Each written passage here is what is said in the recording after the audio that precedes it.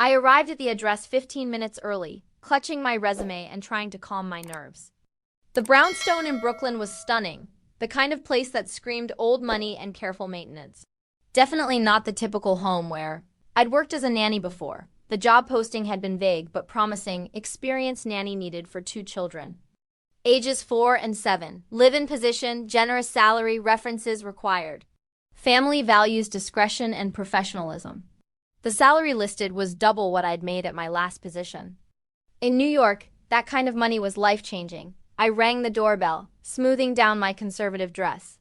First impressions mattered, especially for live-in positions where you'd be part of the family's daily life. The door opened, and I found myself face to face with a man who definitely wasn't expecting a nanny. He was probably in his mid-30s, tall and powerfully built, with dark hair and sharp features that were striking rather than classically handsome. He wore jeans and a black t-shirt that showed off muscular arms covered in intricate tattoos. Everything about him screamed danger wrapped in casual confidence. "Can I help you?" His voice was deep, slightly accented Italian, maybe. "I'm here for the nanny position. I have a 2 p.m. interview." I checked my phone to confirm the time. "This is 447 Prospect Avenue, right?" Something flickered across his face, surprise, maybe calculation. "You're here for the nanny job." "Yes, I'm Emily Carter. I submitted my resume last week and received an email confirming the interview time." I pulled out my phone to show him the confirmation email. He studied me for a long moment, his dark eyes assessing in a way that made me want to step back. Then, surprisingly, he smiled. "Of course. Please come in. I'm Dante Moretti, the children's father." The interior of the brownstone was as impressive as the exterior: high ceilings, expensive furniture, art on the walls. But there were also signs of children toys in a basket by the stairs, small shoes by the door. Crayon drawings hung on what was clearly a very expensive refrigerator visible through the kitchen doorway. "The children are with my sister right now," Dante explained, gesturing for me to follow him to what looked like a home office. "I wanted to conduct the initial interview privately, then introduce you to them if we both think it's a good fit." "That makes sense. I appreciate you taking the time." He settled behind a large desk and I sat across from him, feeling like this was more a business negotiation than a nanny interview. He pulled out a folder: my resume, letters of recommendation, background check results. "You have impressive credentials," he said, scanning the documents. 4 years of experience, degree in early childhood education, references from 3 previous families who all spoke highly of you.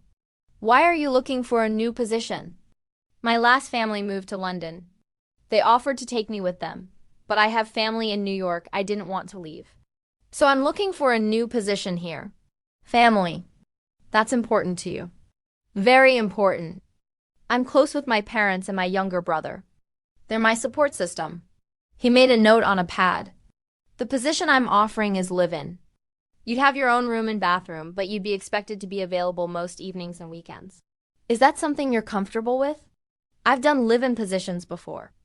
As long as I get some personal time and occasional days off to see my family, I can make it work. You'd get Sundays off and 2 evenings a week, plus 2 weeks paid vacation per year." He slid a paper across the desk. "This is the formal job description and compensation package." I read through it, trying not to let my shock show.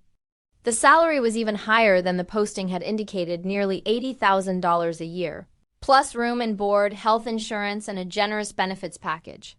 "This is very generous. Mr. Moretti, I have to ask, what's the catch?" "This is significantly above market rate for a nanny position. The catch is that my children need stability and consistency, which means I need someone who won't leave after 6 months for a better offer. I'm willing to pay well for someone qualified who will commit long-term." His dark eyes held mine. "I'm also willing to pay for discretion. My family values privacy. What happens in this house, what you see and hear, it stays confidential. That's non-negotiable." "I understand. I've always maintained confidentiality with the families I've worked for. It's part of professional ethics." "Good, then let's discuss the children." He pulled out photos: a little girl with dark curls and big eyes, and a boy with the same dark features, clearly siblings. "Lucia is 4, Marco is 7. Their mother passed away 2 years ago. It's been an adjustment for all of us. I'm so sorry for your loss." That must be incredibly difficult for them. It has been, which is why they need someone stable, someone who can provide the maternal presence they're missing. My sister helps when she can, but she has her own family. I need someone full-time, someone who can be there for them consistently. I understand. Can you tell me about their personalities? What they like, what challenges they might have. For the next 20 minutes, Dante talked about his children with clear affection. Marco was smart, but struggling in school, acting out because he missed his mother.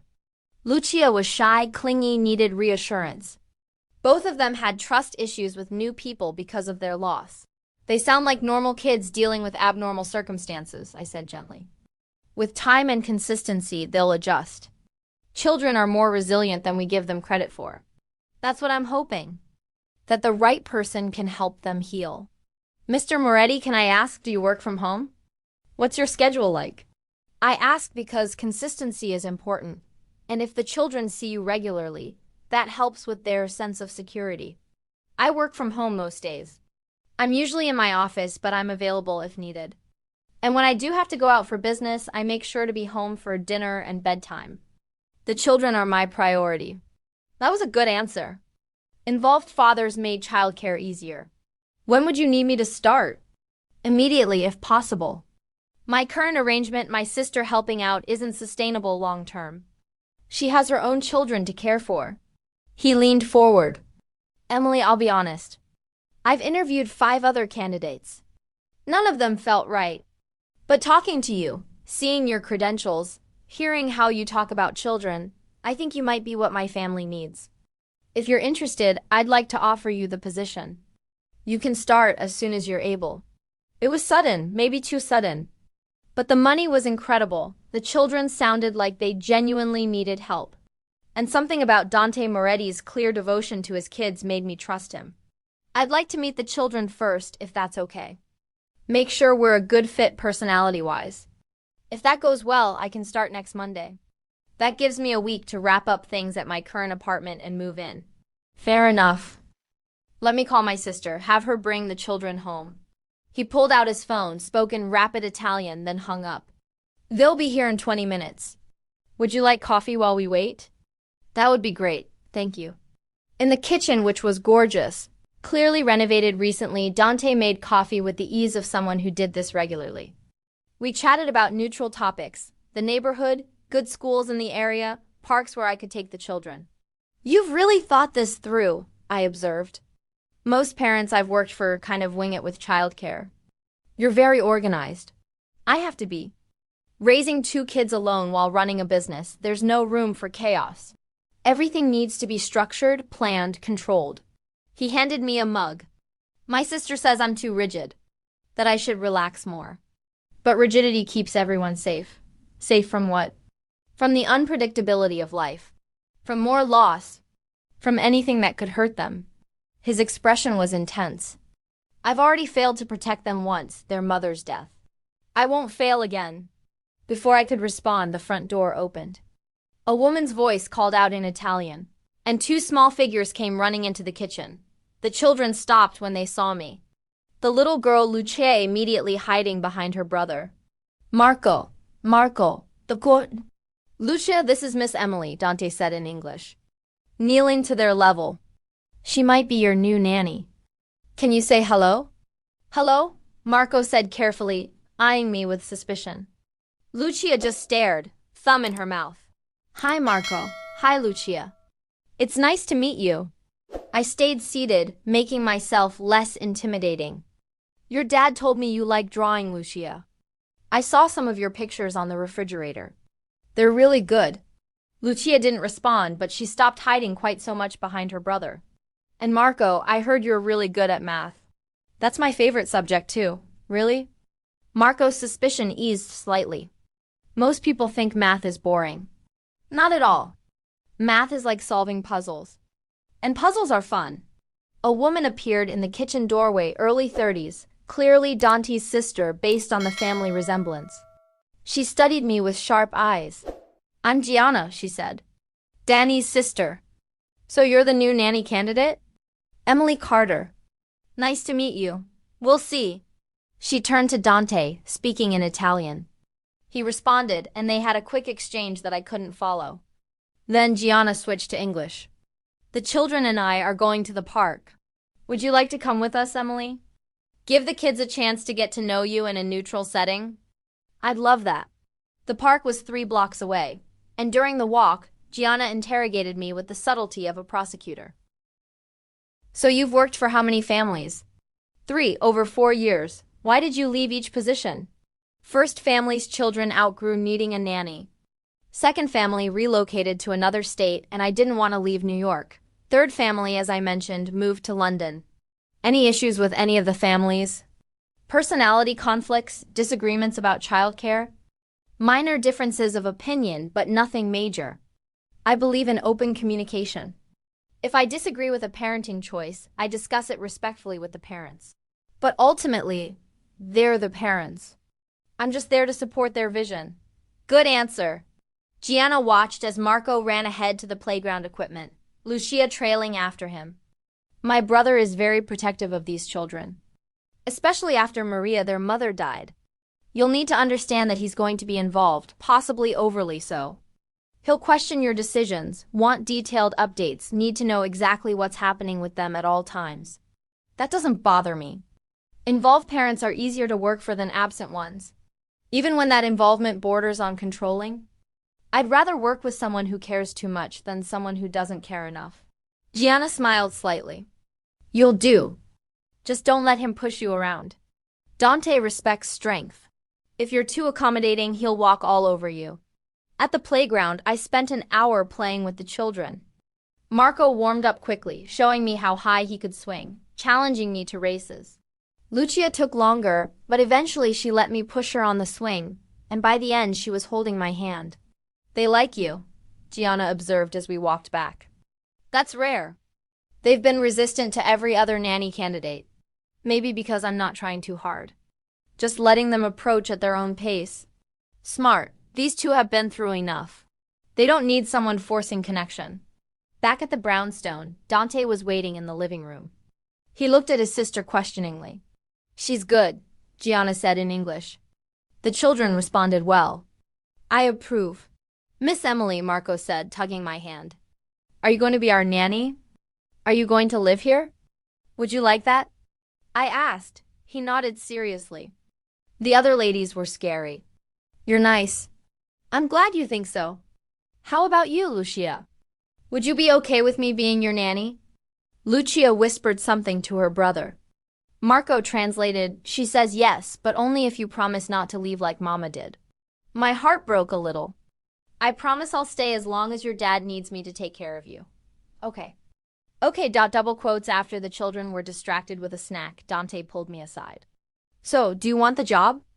Yes, if you're offering it, I accept. I'm offering it. When can you start?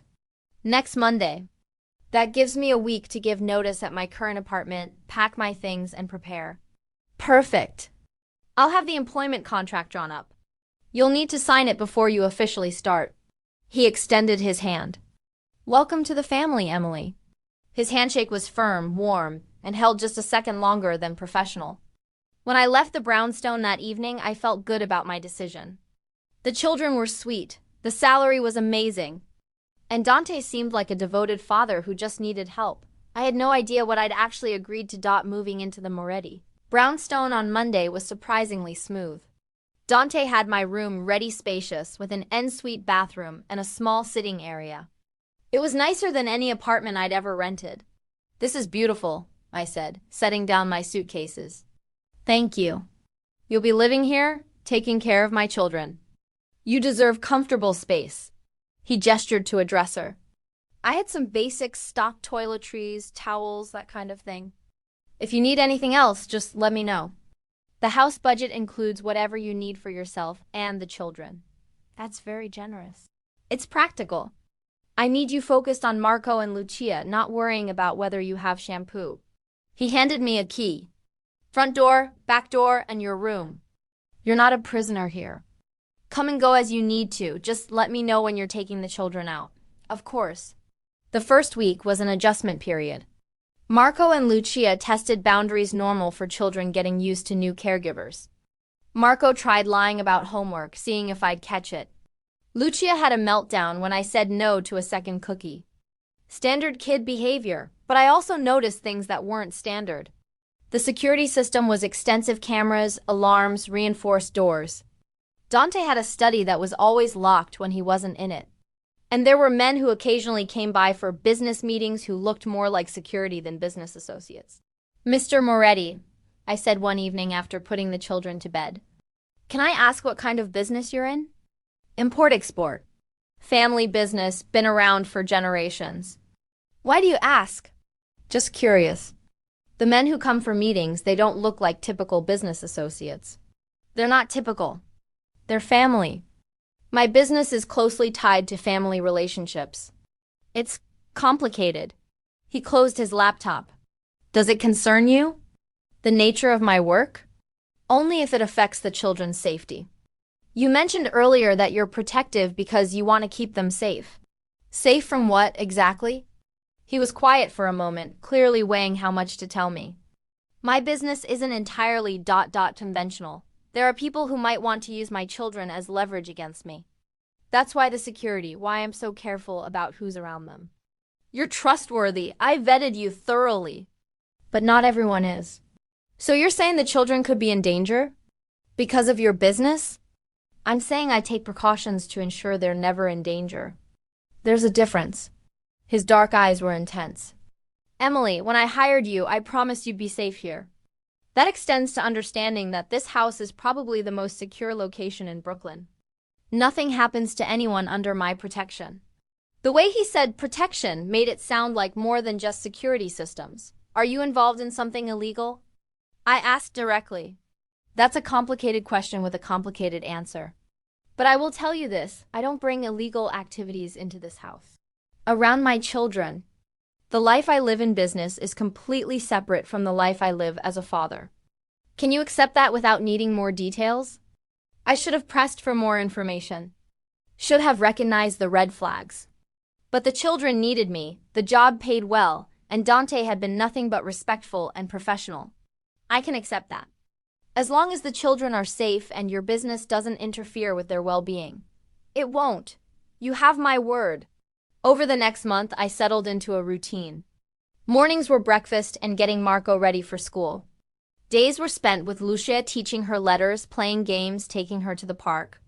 Afternoons were picking up Marco, helping with homework, managing dinner. Evenings were family time, then bedtime routines. Dante was present more than most working fathers I'd encountered. He ate breakfast with the children every morning, always made it home for dinner, and put them to bed himself most nights. On weekends, he'd take them to the park or museums, often inviting me along. "You're good with them," I observed one Saturday at the Natural History Museum. We were watching Lucia's delighted reaction to the dinosaur exhibits while Marco ran ahead, taking pictures with a kid's camera Dante had bought him. I try. Being both mother and father, it's harder than I expected. I can provide for them, protect them, love them. But the gentle nurturing their mother gave them, I'm not sure I can replicate that. You don't have to replicate it. You just have to be present and consistent. Children don't need perfect parents. They need parents who show up. Is that what you learned in your childhood education classes? That's what I learned from my own parents. They weren't perfect, but they were always there. That's what mattered. He smiled, something genuine and warm that transformed his usually serious face. You're wise for someone so young. How old are you, Emily? 25. 27. And you? 36. Old enough to know better, young enough to make mistakes anyway. He watched as Marco called for Lucia to come see something. I'm glad you're here. The children are happier than they've been since Maria died. That's because of you. It's because they're ready to heal. I'm just providing a safe space for that to happen. Don't diminish what you do. You're good at this. The children love you. The words hung between us, and I realized our relationship had shifted from employer-employee to something more collaborative. We were co-parenting, essentially, even though I was technically just the nanny. That evening, after the children were in bed, Dante asked if I'd join him for a glass of wine. We'd fallen into the habit of debriefing at the end of each day, discussing the children's progress, any issues. what was working and what needed adjustment. Lucia asked me today if you were going to be her new mommy, Dante said, swirling his wine. I told her you're her nanny, not her mother. But she seemed confused about the difference. That's normal at her age. She sees a woman who takes care of her, lives in her house, is around every day. In her mind, that's similar to what a mother does. Does it bother you? Being seen that way? Not really. I understand that's how children process these relationships. As long as we're clear with her about roles, she figure it out. And what about Marco? He told his teacher that you help him with homework every night, that you make his favorite foods, that you read to him before bed. She asked if you were my girlfriend. I nearly choked on my wine. What did you tell her? The truth. That you're our nanny, an essential member of our household, but not my romantic partner. He met my eyes. Though I can see how people might assume. We spend a lot of time together. We co-parent effectively. To outside observers, it might look like more than an employment relationship. But it's not.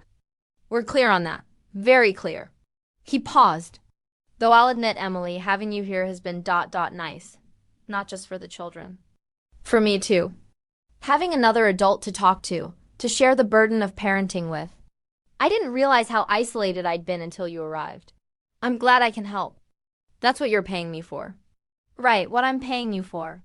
Something flickered across his face, disappointment maybe. But he smiled and changed the subject. Gianna wants to have a family dinner this weekend. You'd be welcome to join us. She's quite fond of you. I appreciate that, but family dinners are your time with the children. I don't need to intrude. You wouldn't be intruding. You're part of our daily life. It makes sense to include you in extended family gatherings too. Let me think about it. The truth was, I was getting too comfortable in the Moretti household. Too attached to the children, too familiar with Dante, too settled in a situation that was supposed to be temporary employment. Getting involved with extended family dinners would blur boundaries even more. But the following Saturday, when Gianna arrived with her husband and 2 children, she insisted I join them. You can't just hide in your room like you don't exist, she said, pulling me into the dining room. You're part of this family now. Sit, eat, enjoy. The dinner was loud, chaotic, full of laughter and Italian being spoken rapidly. Gianna's children played with Marco and Lucia, and the adults argued good-naturedly about everything from politics to the best way to make pasta sauce. You're quiet, Gianna's husband Antonio observed. Overwhelmed by the Moretti chaos? Just taking it all in. My family is quieter. More reserved. Boring, you mean, Gianna teased. This is what family should be. Loud, argumentative, but full of love. It's nice. Different from what I'm used to, but nice. After dinner, while the children played in the backyard, the adults had coffee in the living room. The conversation shifted to Italian, which I couldn't follow, but I caught Dante's name several times.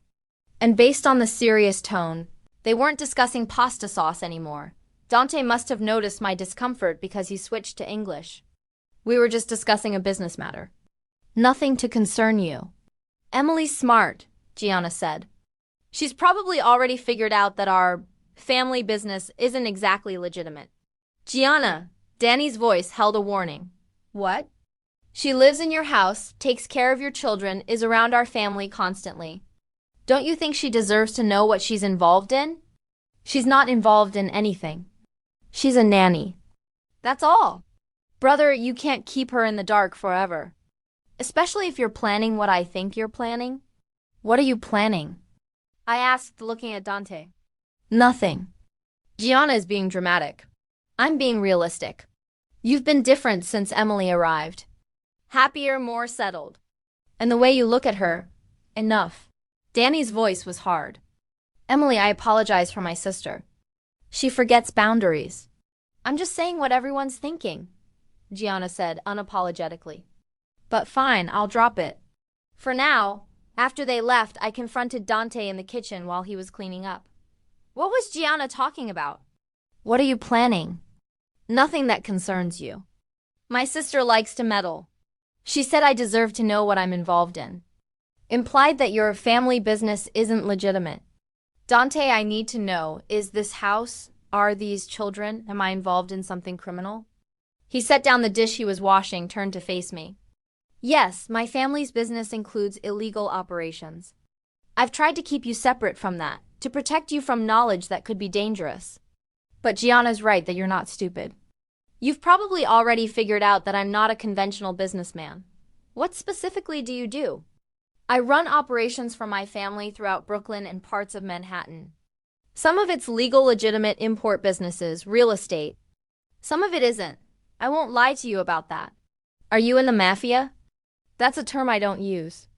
But yes, by most definitions, my family is involved in organized crime. He moved closer. But Emily, I've kept you completely separate from that.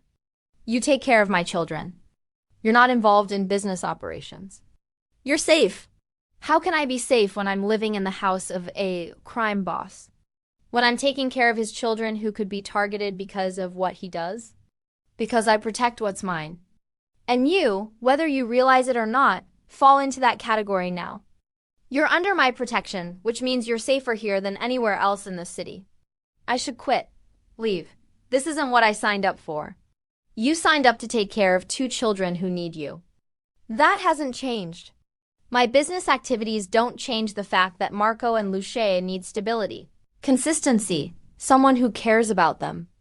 Can you really walk away from them because of what I do for a living?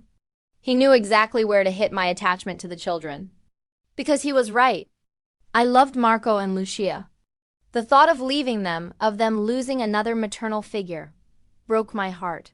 This isn't fair. Using the children to keep me here. I'm not using them. I'm reminding you why you took this job in the first place. Not because of the money or the nice room. Because you genuinely care about helping children. Those children need you, Emily. Don't let my complicated life take that away from them. I wanted to argue, to insist this was manipulation. But he was right. I'd taken the job because I cared about kids. And Marco and Lucia deserve better than me abandoning them because their father was a criminal. I'll stay.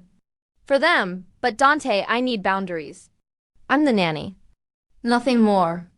No blurred lines, no family dinners, no making me part of your personal life beyond childcare. Understood? Understood. Though for what it's worth, I think you underestimate how much you're already part of our lives. But I'll respect your boundaries. For the next 2 months, I maintained strict professional boundaries. I took care of the children during work hours, retreated to my room in the evenings, and declined all invitations to family events. It was lonely, but safer than getting more involved with Dante's complicated life. You're avoiding me, Dante said one evening when I was heading upstairs after putting the children to bed. I'm maintaining professional distance. Like we agreed. We agreed on boundaries. Not isolation. He gestured to the living room. 5 minutes, please. I need to discuss something about the children. Reluctantly, I sat on the far end of the couch. What about them? Marco's teacher called. He's been getting into fights at school. She thinks he's acting out because of stress at home. I wanted to know if you've noticed anything. He's been more aggressive during playtime. Rougher with Lucia, quicker to anger. I've been trying to address it with timeouts and discussions, but it's not improving. Do you think he needs therapy? A professional to help him process his grief? I think it wouldn't hurt. But Dante, 7-year-old boys also sometimes just need to burn off energy. When's the last time he did something physical? Sports, martial arts, anything like that? Before Maria died, he played soccer. But after she passed, he refused to go back. Said it reminded him too much of her watching from the sidelines. What if we found a new activity? Something he's never done before, so there are no painful associations. Martial arts could be good, teaches discipline, gives him an outlet for aggression in a controlled setting. That's actually a good idea. Would you be willing to take him to classes? Research options and get him enrolled? Of course. That's part of my job, supporting the children's development and well-being. Thank you. He was quiet for a moment. Emily, I know you're keeping distance because you're uncomfortable with my work. I respect that. But the children have noticed. Lucia asked why you don't eat dinner with us anymore. Marco asked if you're mad at us. I'm not mad at them. I'm just trying to maintain appropriate boundaries between employer and employee. By making 2 grieving children feel like they're losing another person who cares about them. That's not maintaining boundaries. That's creating emotional distance that hurts them. The accusation stung because it was true. What do you want me to do? Pretend your criminal activities don't exist? Act like this is a normal family? I want you to remember why you're here. Not because of what I do for a living, but because two children need someone consistent and caring in their lives. If that means you join us for dinner, for family movie nights, for the everyday moments that make them feel secure, is that really too much to blur your precious boundaries? It's not about my boundaries. It's about not getting more involved with a family whose father runs criminal operations. I don't want to be complicit, Dante. I don't want to become part of something I morally oppose. You're not complicit in anything. You're a nanny. You take care of children. That's all you are. All you'll ever be expected to be. He stood, running a hand through his hair in frustration. But Emily, those children see you as more than hired help. They see you as family. And pushing them away to maintain your moral high ground? That's cruel. He left me alone with that uncomfortable truth. And he was right. I was hurting Marco and Lucia by withdrawing. They'd already lost their mother. Making them feel like they were losing me too was selfish. The next evening, I joined them for dinner. Lucia's face lit up when I sat at the table. Miss Emily, you're eating with us again. I am. I missed having dinner with you guys. We missed you too, Marco said quietly. I thought maybe you were leaving. Like Mama did. My heart clenched. I'm not leaving, Marco. I'm sorry if my absence made you worry. I'm here, and I'm staying. Dante caught my eye across the table, something like gratitude in his expression. We ate dinner together, the children chattering about their day. And it felt right, natural, like this was where I belonged. After dinner, we had a family movie night, a new tradition I'd apparently been missing.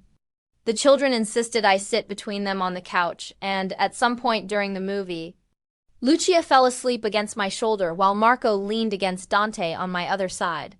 They're happy, Dante murmured during a quiet scene. You make them happy.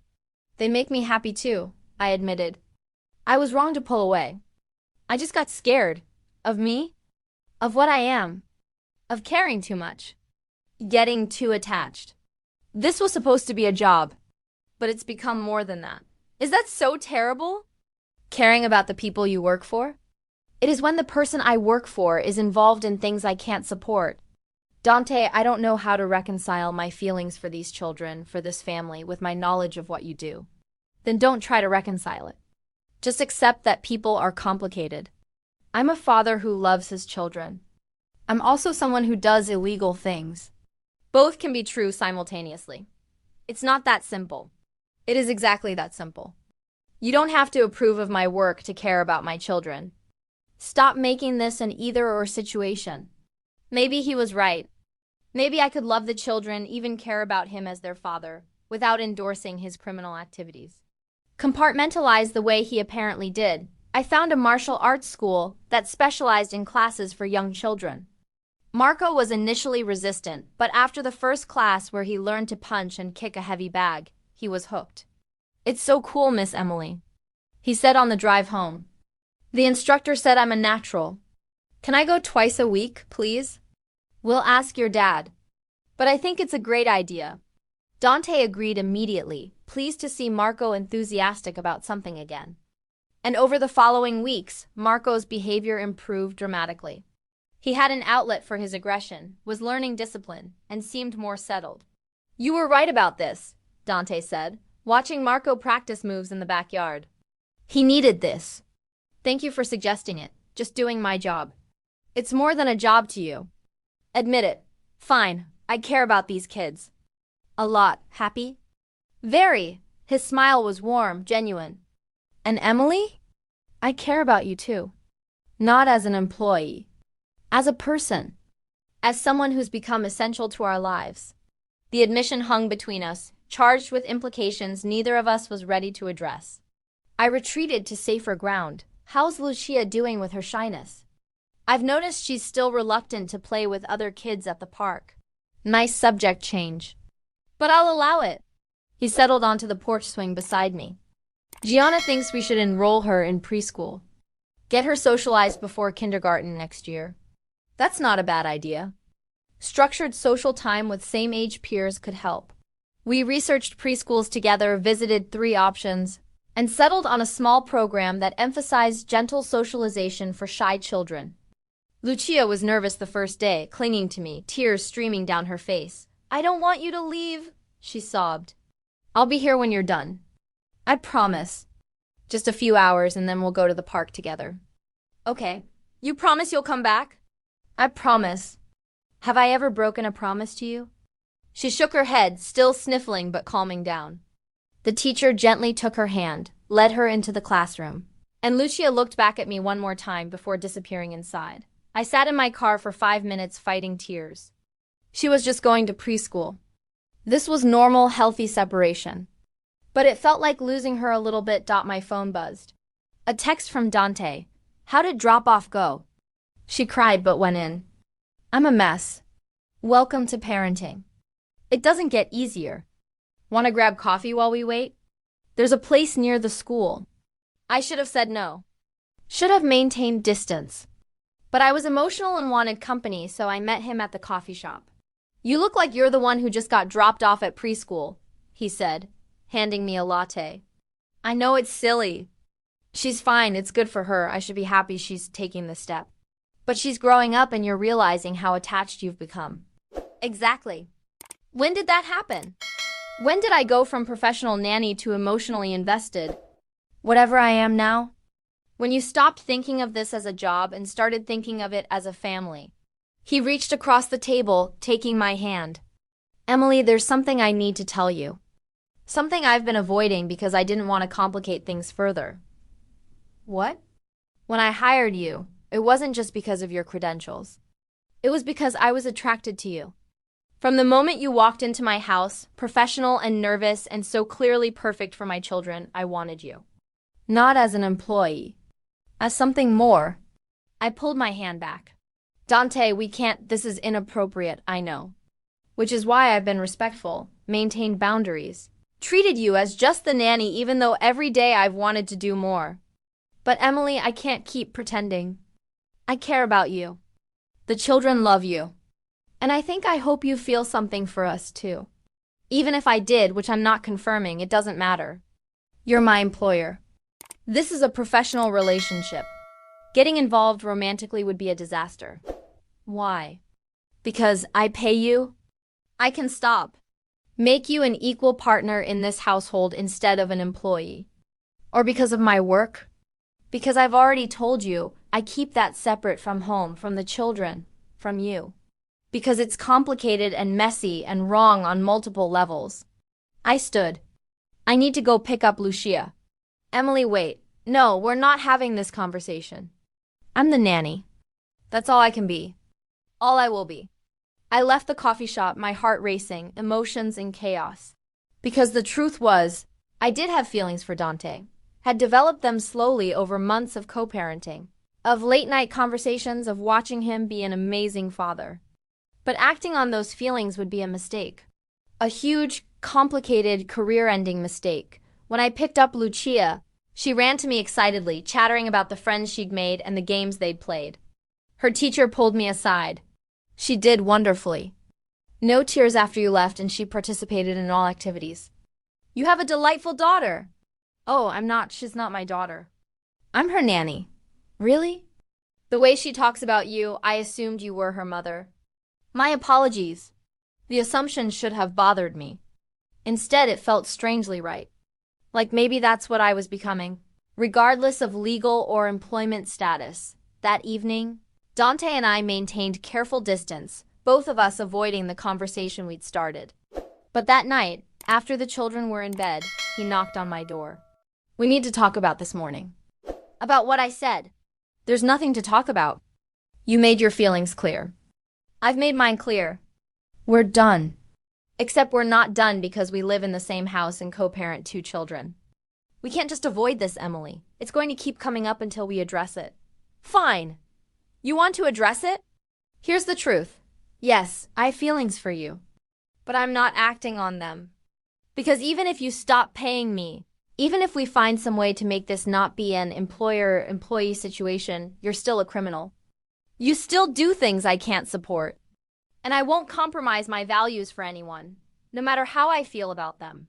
What if I told you I'm trying to get out? Transition the family business to legitimate operations, step back from the criminal aspects? Are you? I'm trying. It's not simple family obligations, expectations, responsibilities. But since you came into our lives, I've been working toward it. Trying to become someone you could respect. Someone worthy of you. Dante, you can't change who you are for me. That's not fair to either of us. I'm not changing for you. I'm changing for my children. So they can grow up with a father they're proud of instead of one they have to make excuses for. You've just given me additional motivation. 3 months after Dante's confession, our relationship existed in a strange limbo. We were more than employer-employee, clearly attracted to each other, but maintaining boundaries out of respect for the complications. It was exhausting and wonderful simultaneously. You two are ridiculous, Gianna said one Saturday when she'd stopped by for lunch. The children were playing in the backyard, and she'd cornered me in the kitchen. The tension is so thick I could cut it with a knife. Just admit you're in love with him and move on. I'm not in love with him. I care about him as the father of the children I take care of. That's all. Liar, I've seen how you look at him. How he looks at you. How you two move around each other like you're magnetized. It's honestly painful to watch. Even if I had feelings, which I'm not confirming, it wouldn't matter. The situation is too complicated. Life is complicated. Love is messy. That's not a reason to avoid it. She poured us both coffee. Emily, my brother has been alone since Maria died. Closed off, focused only on the children and business. You've brought him back to life. Made him happy again. Don't you think you both deserve that happiness? Not if it means compromising who I am. I can't be with someone whose work I fundamentally oppose. Then maybe you don't know my brother as well as you think. Because the man I know is trying desperately to change his life for you. Transitioning operations, stepping back from enforcement, working toward legitimacy. All because you made him want to be better. He told you that? He didn't have to. I see it. The whole family sees it. Dante Moretti, feared and respected, going soft because he fell for his children's nanny. It's like a romance novel. It's a disaster waiting to happen. Or it's the best thing that could happen to all of you. Those children need a mother. You need a family. Dante needs someone who sees him as more than his position in the family business. Stop overthinking and just be happy. That evening, a crisis forced everything into perspective. I was giving Lucia a bath when Dante burst into the bathroom, phone pressed to his ear, speaking rapid Italian. His expression was dark, dangerous, the side of him I rarely saw. Get the children ready, he said in English, cutting off his call. We're leaving. Now. What's happening? Business situation. Potential threat. I'm not taking chances. We're going to a safe house until it's resolved. Dante, you're scaring me. Good, you should be scared. This is what my world looks like when it intrudes. Now please get Lucia dressed and pack a bag for her. I'll handle Marco. 20 minutes later, we were in an SUV with tinted windows, 2 armed men in the front seat, driving to an undisclosed location. The children were confused and frightened, and I held them close in the back seat. Daddy, where are we going? Marco asked. On an adventure. Just for a few days. Miss Emily and I will be with you the whole time. You're safe. The safe house was a fortified apartment in Manhattan, secure, comfortable, but clearly designed for emergencies. Once we were inside, Dante made several phone calls while I tried to settle the children. Is this because of your work? I asked once Marco and Lucia were distracted with a movie. Yes, a rival family made a move. They know about you, about the children. Until I handle the situation, we stay here where it's secure.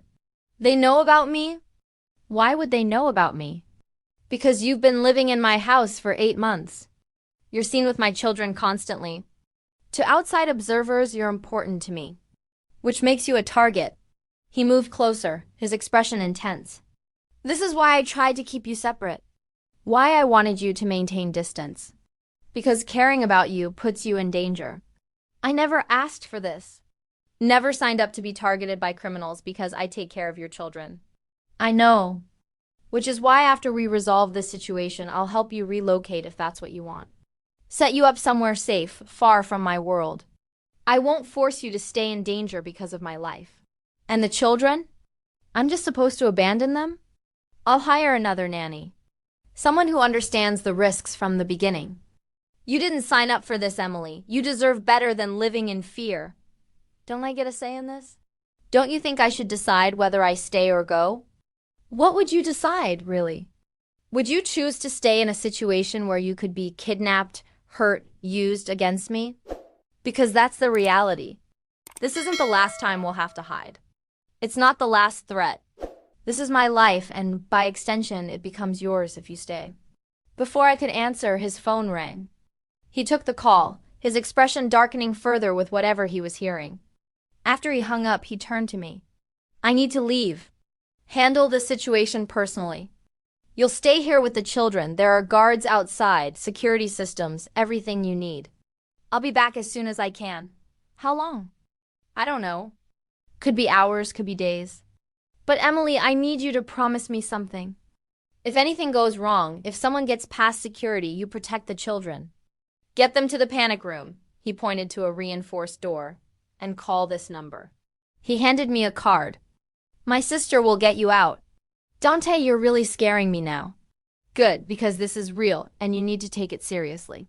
He cupped my face, thumb brushing my cheek. I'm sorry. Sorry I brought you into this, sorry I put you in danger. But I'm grateful you're here to protect them when I can't. Then he was gone, leaving me alone with two frightened children in a safe house, armed guards outside, and no idea when he'd return. The first day was manageable. I kept the children busy with games, movies, activities. But by day 2, they were getting restless and scared. When is Daddy coming home? Lucia asked for the 100th time. Soon, sweetheart. He's just taking care of some business. Is he in danger? Marco asked, too perceptive for his age. Is that why we're hiding? Your dad is very good at taking care of himself. We're just being extra careful. But I was terrified. Dante had been gone for 2 days with no communication. The guards outside were tense, constantly on their phones, speaking in Italian too rapid for me to follow. Something was wrong. On day 3, Gianna arrived. Her presence immediately made me feel better, family, reinforcement, someone who knew what was happening. How are they? She asked, glancing at the children. Scared, confused, missing their father. How's Dante? Is he okay? He's handling it. The situation is complex, but he's alive and working to resolve things. She pulled me into the kitchen, lowered her voice. Emily, I need to ask you something. If things go badly, if Dante doesn't make it back, would you stay with the children? Take care of them? What do you mean if he doesn't make it back? Gianna, what's happening? There's a possibility this doesn't end well. That the conflict escalates to violence. I need to know if something happens to my brother, will you stay with Marco and Lucia? Be the stability they need? Of course. But Gianna, please tell me what's going on. Where is he? What's he doing? He's negotiating with people who want him dead. Trying to find a peaceful resolution to prevent war between families. It's dangerous, possibly fatal. But it's necessary. The reality of Dante's world had never been clearer. He wasn't just involved in vague criminal activities. He was in actual danger, facing actual death because of family conflicts I didn't fully understand. I need to see him. Talk to him. That's not possible. He's in the middle of negotiations. But Emily, I can pass along a message if there's something you need to say. There was so much I needed to say. That I loved him. That I was terrified of losing him. That I didn't care about his criminal activities if it meant having him safe at home with his children. But I couldn't say any of that to his sister. Tell him the children need him. That's all. Gianna smiled sadly. I'll tell him. But Emily, we both know it's not just the children who need him. On day 4, at 2 a.m., Dante finally came home. I was awake, unable to sleep from worry when I heard the door open. I ran out of my room to find him in the entryway, looking exhausted and rougher than I'd ever seen him. You're okay, I said, relief flooding through me. I'm okay. Is everyone safe? The children? Safe, asleep, They've been asking for you constantly. And you? How are you handling this? I've been terrified. 4 days of not knowing if you were alive, if you were coming back. Dante, I can't do this. Can't live like this, constantly worried that you won't come home. I know. Which is why I'm giving you an out. The threat's been neutralized. We can go home tomorrow. And once we're back, I'll help you find a new position somewhere safe. You don't have to live in my world anymore. What if I don't want an out? What if I want to stay despite the fear and danger and complications? Then you'd be crazy. Emily, this is what my life looks like. Threats, violence, days of uncertainty. You deserve better than living in constant fear. Maybe I deserve to choose for myself what I can handle. And maybe I've decided that being with you, being part of this family, it's worth the fear. Are you saying what I think you're saying? I'm saying I love you. I love your children. I love the life we've built together, complicated and dangerous as it is. And I'm choosing to stay if you'll have me. Not as the nanny. As something more. He closed the distance between us, pulling me into his arms. I love you too. Have loved you for months but didn't think I had the right to say it. Emily, if you stay, really stay, I promise I'll protect you. Keep you as safe as possible in my dangerous world. I'm not asking for perfect safety. I'm asking for honesty and partnership. Can you give me that? Yes, absolutely, yes. He kissed me then, and it felt like coming home. Like everything I'd been fighting against finally making sense. The next morning, we returned to the brownstone. The children were ecstatic to be home, to have their father back. And when Dante explained that I wouldn't just be their nanny anymore, that I was going to be a permanent part of their family, they were even happier. Does this mean you'll be our new mom? Lucia asked hopefully. Not exactly. But I'll be here, taking care of you, loving you, being part of your lives. Is that okay? More than okay. Marco hugged me tightly. We love you, Miss Emily. I love you too. Both of you. That evening, after the children were in bed, Dante and I sat on the porch swing, processing everything that had happened. Are you sure about this? He asked. Once you're officially part of my life, there's no going back to being just the nanny. Everyone will know you're mine. That makes you a permanent target. I'm sure. Terrified, but sure. We'll figure it out together. I'm still working on transitioning the business. Making it more legitimate, less violent. But it's slow and there will be setbacks. I need you to be patient with that process. I can be patient. As long as you're honest with me about what's happening.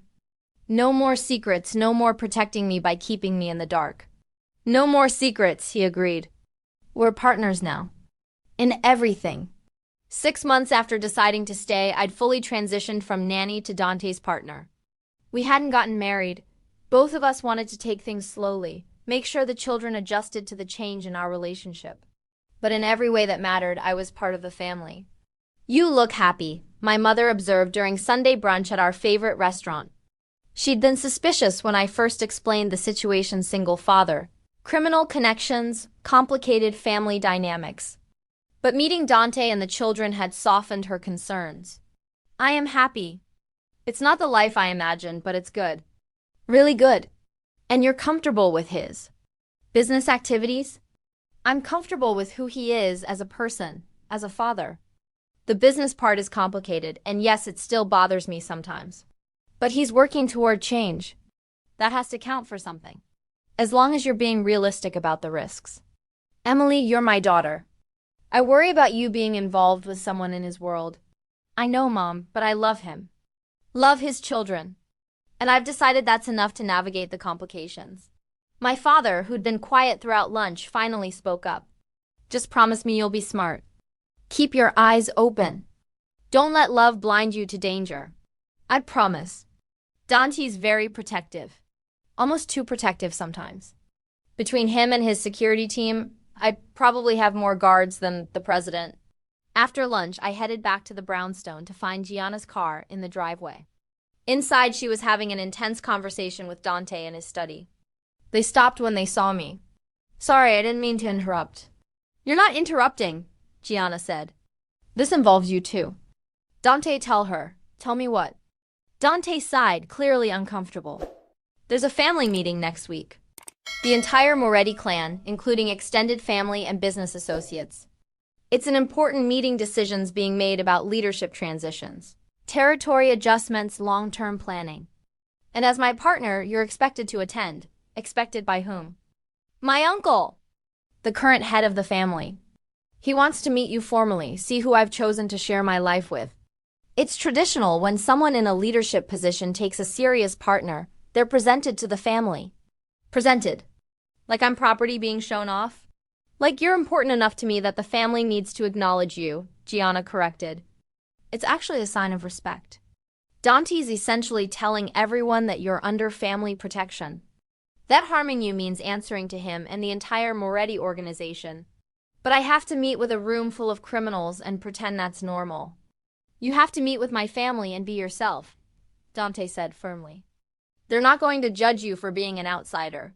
They're going to judge you on whether you're strong enough to be with me, smart enough to navigate our world, and genuine enough to be trusted. That's a lot of pressure. Which is why we have a week to prepare you. Teach you the dynamics, who to watch out for, how to handle uncomfortable questions. Gianna pulled out a notebook. Think of it as a crash course in Moretti family politics. The week leading up to the meeting was intense. Gianna spent hours teaching me about family hierarchy, which relatives had power, who to defer to, who to challenge. Dante coached me on what topics were safe, what should be avoided, how to deflect questions I wasn't comfortable answering. What if I mess up? Say something wrong, offend someone important? Then I'll handle it. Emily, you're not alone in this. I'll be beside you the entire time. My family isn't going to attack you. They're going to test you. There's a difference. That's supposed to make me feel better. It means if you stand your ground, show confidence, and don't let them intimidate you, you'll be fine. They respect strength more than submission. The night before the meeting, I couldn't sleep. Dante found me in the kitchen at 2 a.m. making tea. Nervous? Terrified. What if they don't accept me? What if they think I'm not good enough for you? Then they'd be wrong. Emily, you're more than good enough. You're the best thing that's happened to this family in years. The children are happier, I'm happier, even Gianna likes you, which is rare. My family will see what I see. And if they don't, their opinion doesn't change how I feel about you. But it changes whether I'm safe in your world. If your family doesn't accept me, doesn't that make me more vulnerable? It could, which is why they're going to accept you. Because they know that rejecting you means losing me. And the family needs me too much to risk that. The meeting was held at a restaurant the family owned, closed to the public, heavily secured, clearly a frequent location for these gatherings. Walking in beside Dante, I felt every eye turn to assess me. There were at least 40 people present, a mix of ages, all of them dressed well, all of them watching with calculating interest. That's her, someone said in Italian. She's younger than I expected. Pretty though, another voice added. Dante always did have good taste. Dante squeezed my hand, a silent reminder that he was there. We approached an older man seated at the head of the main table, his uncle, the current don of the family. Uncle Vittorio, this is Emily Carter. My partner, the woman helping me raise my children. Vittorio studied me with sharp eyes that missed nothing. So you're the one who's made my nephew soft. Teaching him that maybe violence isn't always the answer, that family can mean more than business. I'm just trying to help with the children, sir. Danny's choices are his own. Diplomatic answer. But I asked what I asked. You've changed him. Is that intentional manipulation or genuine influence? It's genuine care. I love him and his children. If that's changed him, it's because he wants to be better for them. Not because I'm manipulating anything. A smile tugged at Vittorio's lips. Honest, I appreciate that. Sit, both of you. Let's see if you can survive a meal with the Moretti family. The dinner was a test. Every course came with pointed questions, veiled challenges, assessments disguised as small talk. They asked about my family, my background, my thoughts on loyalty and discretion. They probed for weakness, for signs I'd betray them or couldn't handle pressure. So Emily, one of the cousins, asked, "What do you think of our family business? Does it bother you that Dante does what he does?" It's complicated. I don't condone illegal activity. But I understand that people are more than their worst choices. Dante is a good father and a good man. What he does professionally, I've chosen to separate that from who he is personally. That's naive. In our world, business and personal are always connected. You can't separate them. Then maybe I'm naive. But I'd rather be naive and happy than cynical and alone. Several people laughed, and the tension eased slightly. I'd passed some kind of test by not backing down. Halfway through dinner, a man I didn't recognize approached our table. He was roughly Dante's age, well-dressed, but there was something predatory in the way he looked at me. Dante, you didn't tell me your new girl was this beautiful. I'm almost jealous. Then it's good she's not available, Carlo. Danny's voice was cold. Emily, this is Carlo Castellano. From the family we had issues with a few months ago. The man who'd threatened us. The reason we'd hidden in a safe house for 4 days. And he was here, at a family meeting, acting like everything was normal. Relax, Carlo said, seeing my tension. The dispute is settled. We're at peace now. I'm just here to show respect, acknowledge that your woman is under Moretti protection. No hard feelings. No hard feelings about the fact that you tried to have us kidnapped? Donnie's hand on my leg tightened, a warning to be careful. But I was angry and tired of pretending this world was acceptable. That was just business, Carlo said easily. Nothing personal. You understand that, right? In our world, leverage is leverage. Dante would have done the same in my position. I wouldn't have, I said firmly. I would never threaten children or innocent people to gain business advantage. That's not strategy. That's cowardice. The room went quiet. I just insulted a rival family's representative in front of the entire Moretti organization. Dante looked like he couldn't decide whether to be proud or terrified. Carlo's expression darkened. Careful, sweetheart. You're new to this world. You don't understand how things work. I understand that threatening children makes you a coward. And calling me sweetheart when I'm clearly with someone else makes you disrespectful. So why don't you go back to your table and leave us alone? For a long moment, no one moved. Then Vittorio started laughing, a deep, genuine laugh that broke the tension. I like her, Dante. She's got spine. Carlo, she's right. You are being disrespectful. Go sit down. Carlo left, but not before shooting me a look that promised future problems. After he was gone, Gianna leaned over. That was either very brave or very stupid. I'm not sure which. Probably stupid. But I meant what I said. I know. That's what made it brave. After dinner, Vittorio called Dante and me to speak privately in a back office. Your woman made an impression tonight. Half the family thinks she's perfect for you. The other half thinks she's a liability. What do you think? I think she's perfect for me. And anyone who sees her as a liability doesn't understand what real strength looks like. Good answer. Vittorio turned to me. Emily, I'm going to be direct. You're an outsider. You don't come from our world, don't understand our ways, and clearly disapprove of our methods. Why should I accept you as part of this family? Because I love Dante and his children. Because I've proven I'll protect them even when it's dangerous. And because I'm not trying to change your world, I'm just trying to help him navigate it while staying true to himself. You think he can be both? Part of our organization and the good man you believe him to be?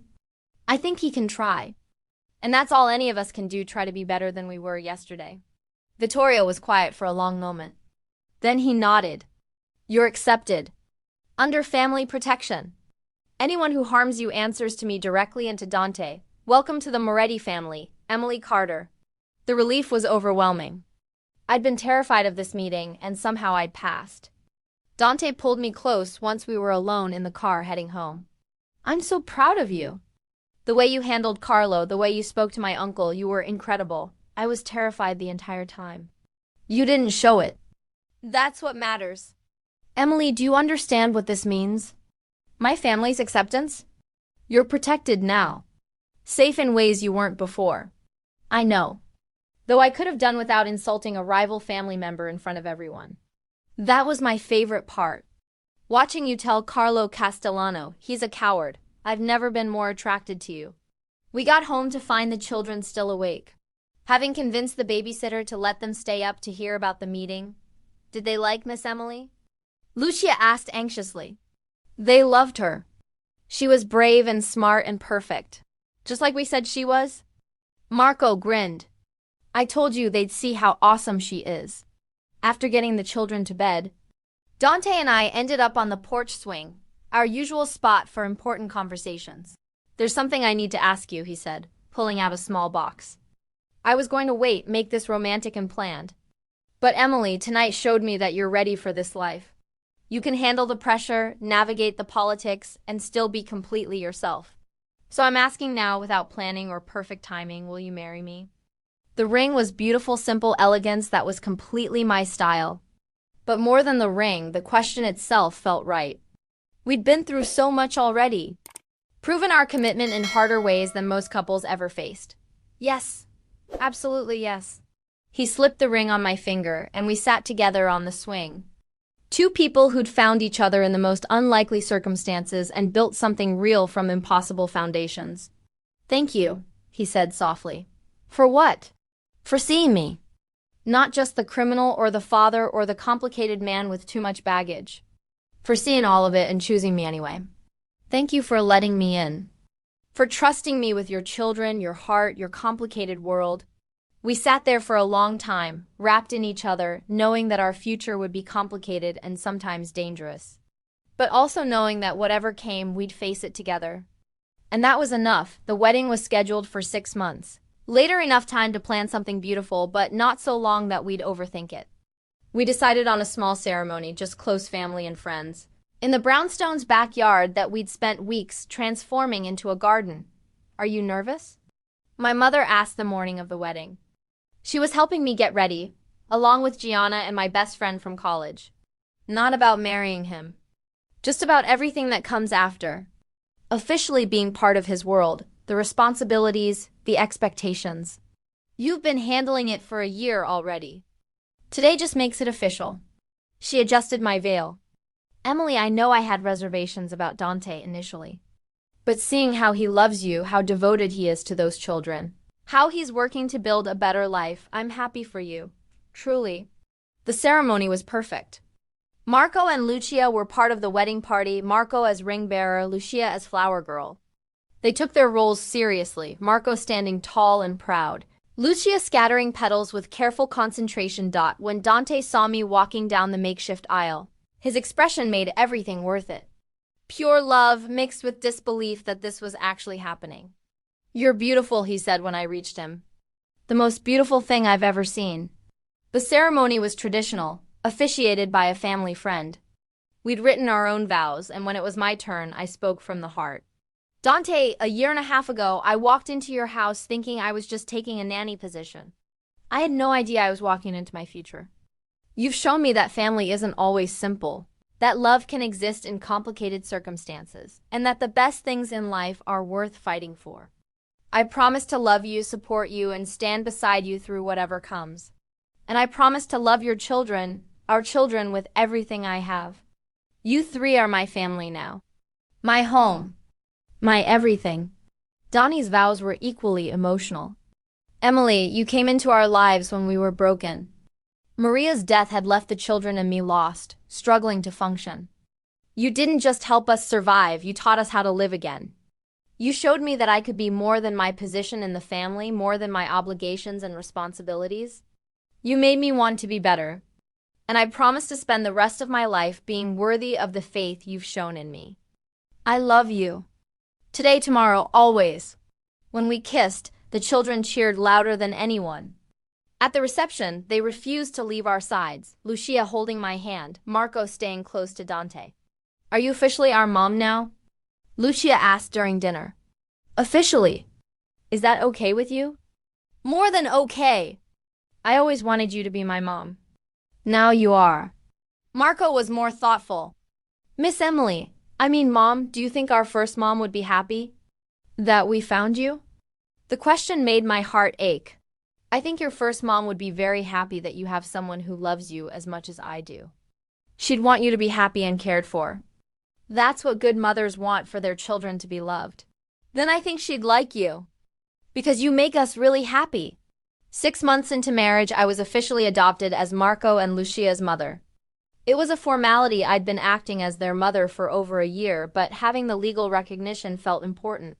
Now no one can take you away from us, Lucia said, hugging the adoption certificate like it was a treasure. No one could take me away before either. But yes, now it's official.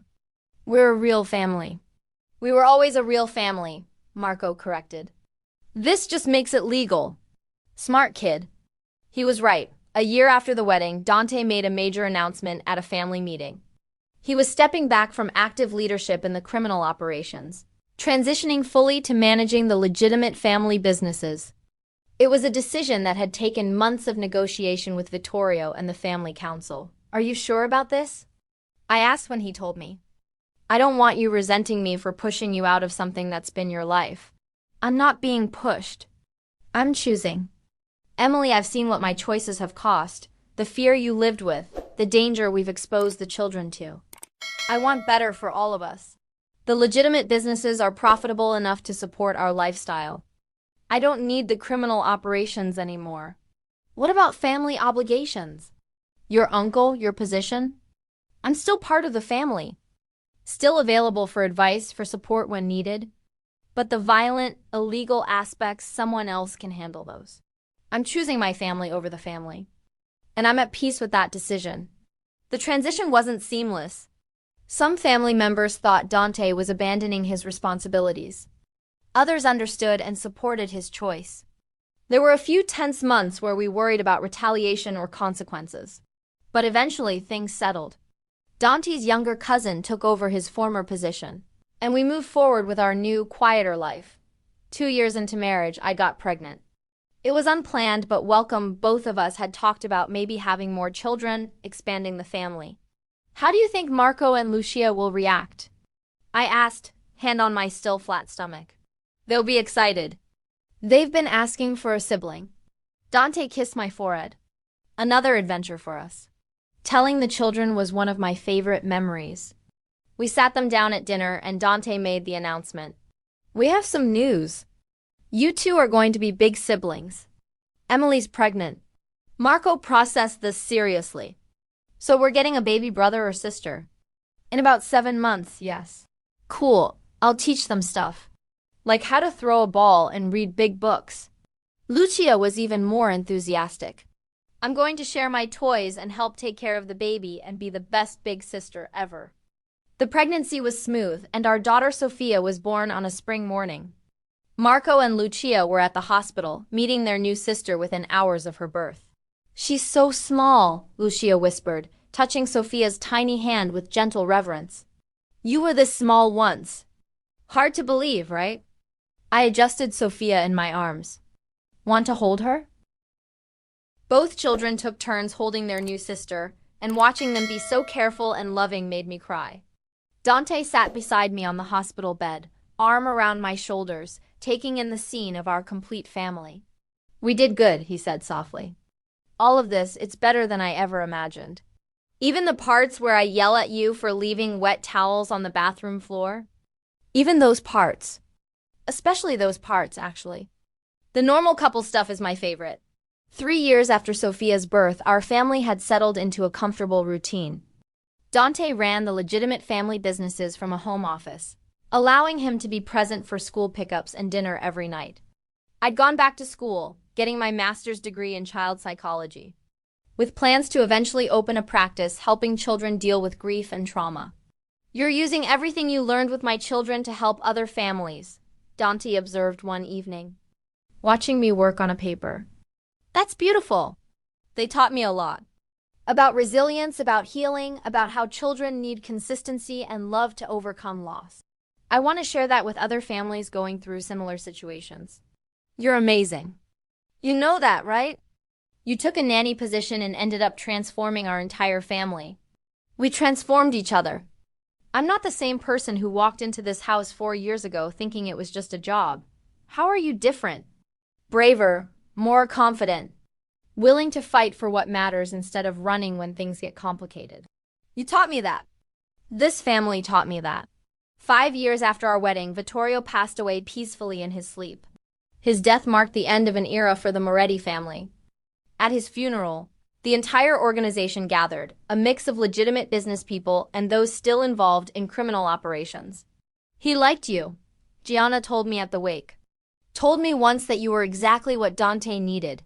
Someone strong enough to stand up to him, soft enough to love him, and smart enough to navigate our world without losing yourself. I miss him. Even though I knew him for such a short time, he made an impact quickly. That was his gift. She clinked her wine glass against mine. To Uncle Vittorio. May he rest in peace, knowing he built something that will outlast him. 10 years after I'd first arrived for that nanny interview, I sat on the porch swing watching our children play in the backyard. Marco was 16 now, tall and athletic, teaching Sophia, now 7, how to kick a soccer ball. Lucia, 13, was reading on a blanket nearby, occasionally looking up to laugh at her siblings. Happy? Dante asked, joining me on the swing with 2 glasses of wine. Incredibly. Sometimes I still can't believe this is my life. That I went from being a nanny to this, married to you, mother to 3 amazing kids, part of a family I love. Do you ever regret it? Choosing this complicated life instead of something simpler? Not once.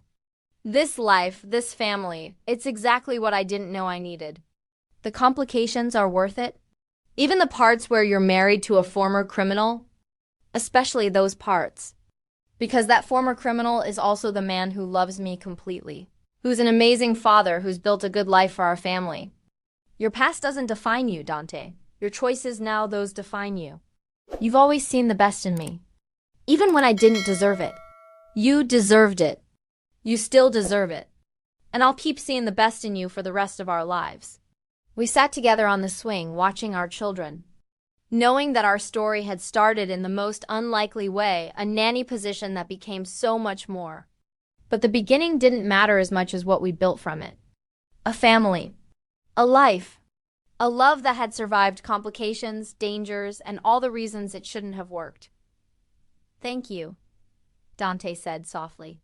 For what? For answering that job posting. For walking into our lives and deciding to stay despite every reason to run. For loving my children. For loving me. For building this with me. Thank you for seeing me as more than just a nanny. For taking a chance on us. For being willing to change your life for this family. Marco called for us to come play, and we left the swing to join our children. As I ran across the yard, laughing with Sophia chasing me, I thought about how far we'd come. From that first nervous interview to this, a complete family, built on love, trust, and the courage to choose each other despite impossible odds. It wasn't the story I'd expected. But it was the story I was grateful to be living. Every complicated, messy, beautiful moment of it. Epilogue. 15 years later, I stood in the kitchen of our brownstone, preparing dinner for what had become a massive family gathering. Marco, now 28, was bringing his fiancée. Lucia, 25, had just finished law school and passed the bar. And Sophia, 19, was home from college for the weekend. Mom, do you need help? Sophia asked, wandering in from the living room. I'm good, honey. Just making your dad's favorite. Even after all these years, you're still trying to win him over with food? She grinned. Pretty sure he's already committed. Old habits. Plus, I like cooking for people I love. Dante appeared, wrapping his arms around me from behind. What are we gossiping about? How Mom still cooks your favorite meals after 20 years together, and I'm still grateful every single time. He kissed my cheek. You've spoiled me.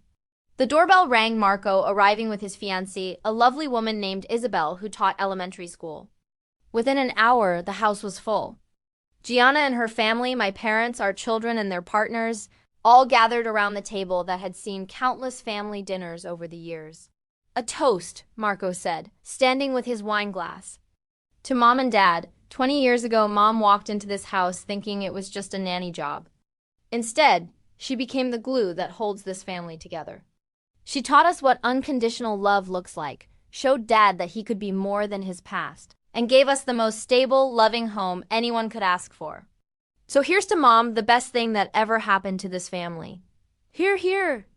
Everyone chorused, and I tried not to cry. Speech. Lucia called. I didn't prepare anything. That's never stopped you before. Sophia teased. I stood, looking around at all these people I loved. When I answered that job posting, I was just looking for employment.